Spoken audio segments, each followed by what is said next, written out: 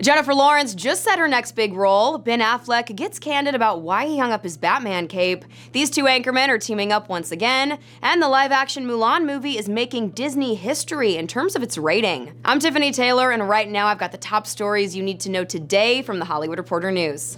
First, Oscar winner Jennifer Lawrence has come aboard to star in Don't Look Up. The comedy comes from Adam McKay, the filmmaker behind the Oscar-nominated movies Vice and The Big Short. He wrote the film and will direct it. Netflix finalized the deal for the project Monday after it was shopped around over the weekend. The story centers on two scientists who discover that a meteor will strike the Earth in 6 months. They go on a media tour trying to warn the world, but find an unreceptive and unbelieving public. McKay plans on beginning principal photography in April with a tight turnaround in mind, as Netflix hopes to release Don't Look Up later this year. Next, Ben Affleck is getting candid about hanging up his Batman cape. Early last year, Affleck confirmed he was retiring as Batman, a move that ended nearly 18 months of speculation about his future as the Dark Knight.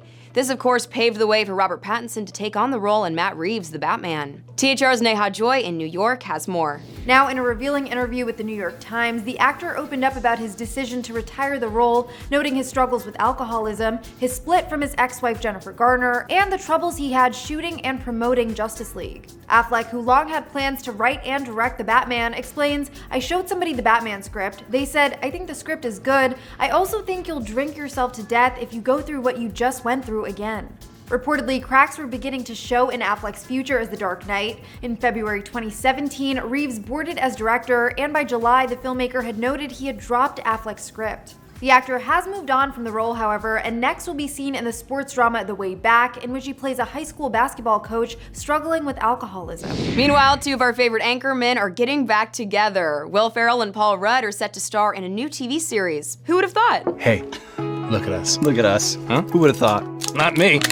The Anchorman actors are set to star in and executive produce a dark comedy limited series titled The Shrink Next Door. The show, which is based on the 2019 Wondery and Bloomberg Media podcast of the same name, will be shopped to premium cable networks like HBO and streamers like Netflix by producers Media Rights Capital. Based on the podcast, which was inspired by true events, The Shrink Next Door follows the bizarre relationship between psychiatrist to the stars Dr. Isaac Ike Hirschkopf, played by Rudd, and his longtime patient Martin Marty Markovitz, played by Ferrell.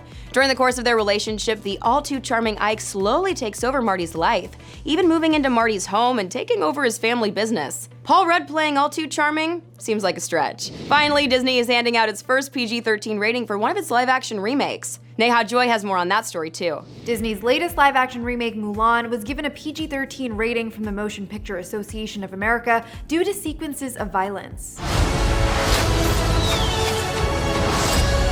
The rating makes Mulan the first Disney live-action remake of animated classics to receive a rating above PG, and the first title from Disney's live-action studio to receive PG-13 since Pirates of the Caribbean: Dead Men Tell No Tales in 2017. Trailer footage of the film has depicted the remake as more of a fantasy war epic than a musical. This formula strays from Disney's other remakes, which have often followed a similar tone to their original films, plus or minus a few songs or characters. The rating also signifies a slightly more grown-up tale of the Chinese legend, and if anything, modern times have proved that PG-13 rated features can still play well for families, such as Warner Brothers with the final 2 Harry Potter films.